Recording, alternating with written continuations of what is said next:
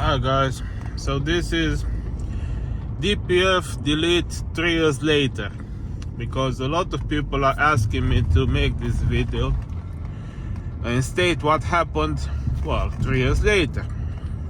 So here we are in the same car 3 years later and about 25,000 miles later. Now in this period of 3 years, the repairs I've done on the car were mostly maintenance, so were like brakes, tires. I also did oil changes, filters. That was about it. No repairs on the engine. No major repair works on the engine at all. Just consumables. That was it. I can't say I abused the car. I pretty much drove it normally. I drove it mostly long trips. I also drove it in the city, so just normal driving. Sometimes I was in the mood to go like a bit sporty, and that was it. Now, regarding the DPF, am I sorry that I removed it? No, I'm not sorry at all. Would I do it again? Yes, definitely I would do it again. This car would have been scrapped if it wasn't for the DPF. Now, to give you a comparison, a good friend of mine has another BMW, quite similar, another model, but still a BMW, with like 110,000 miles. DPF died on it. His was a 4-cylinder 2-liter model, X-Drive. And because he didn't want to do all this thing with the removal and the car was on a lease, he just traded in the car and he got some other car, because he didn't want to do it. He's British and well, like most British people, they like to go with lease, not with purchase. They don't like to spend like a few £1,000 or more than that cash on a transaction on the car. They go with monthly payments. So they also don't want the hassle of having to remove a DPF and do all the work like I did. So, regarding the technical part of it, to answer most of the questions that I've been asked, is it hard to remove the DPF? Well, yes, it is. It's a good day of work for a person who is good at mechanics and has tools. And you also need to be able to weld, so you can weld the case back. Do you need to block the EGR? Yes, you do need to block the EGR, because the whole recirculation system is being deleted from the software, so the EGR has absolutely no more point. You need to block it. You can even remove it completely, because there's a kit to replace it.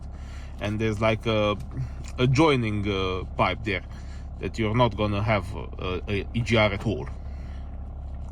Now, also people are asking me, does it smoke? Now the answer is no, not really. But, and there's a huge but here, if the car has bad glow plugs, yes, it will smoke. If the car has bad fuel injectors, yes, it will smoke. If the engine is not in good condition, meaning your compression is not good enough, if you have pretty much any major issue with your engine, then it will smoke, because the DPF filtered all of that and you didn't see it. But it doesn't mean it wasn't there. It just got filtered in the DPF. And because it got filtered in the DPF, let's say you had a few glow plugs dead and you didn't do crap about it, that clogged up the DPF and made it die a lot faster. So, in order for your car not to smoke without a DPF, you need to have the engine in very good condition. Everything needs to be good.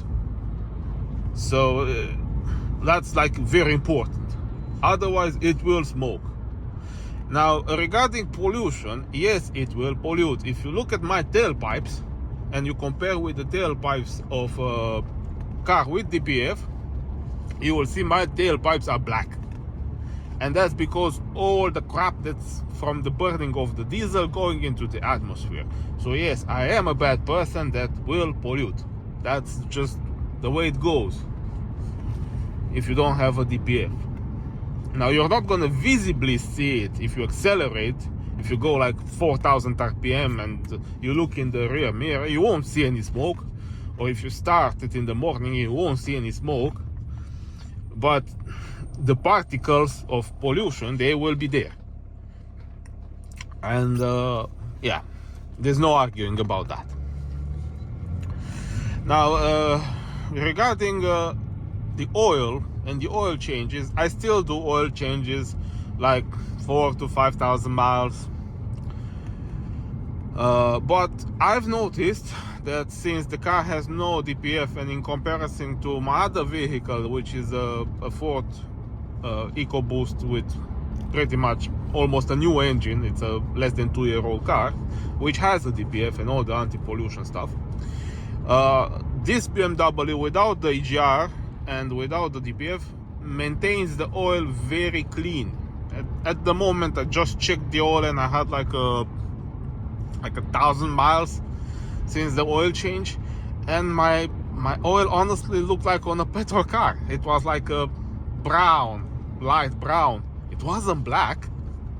And on the Ford Custom, which is a new car, after 100 miles the oil's black. So and that one also gets oil changes, and that one also is being looked after. So that's because of the recirculation. So the oil is a lot more clean. So I can't give you like a 20-year experience. The only experience I have is 3 years. So I can tell you that the oil is a lot cleaner, the car runs a lot better, you feel more power, it's more economical. All of that is true.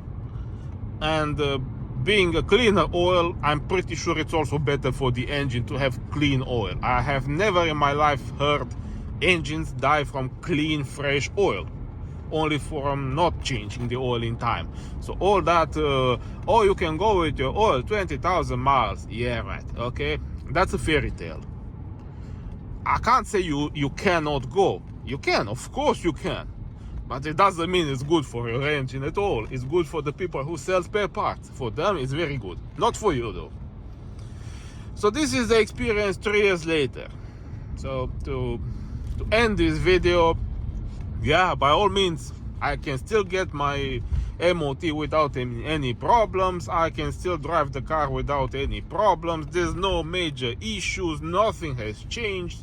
The car still drives great. And I would do it again. And I'm absolutely not sorry about it at all. Bloody hell, what a person. You see, in the mirror, nothing, clean. So, good luck with your DPF removal. And don't be shy to do it.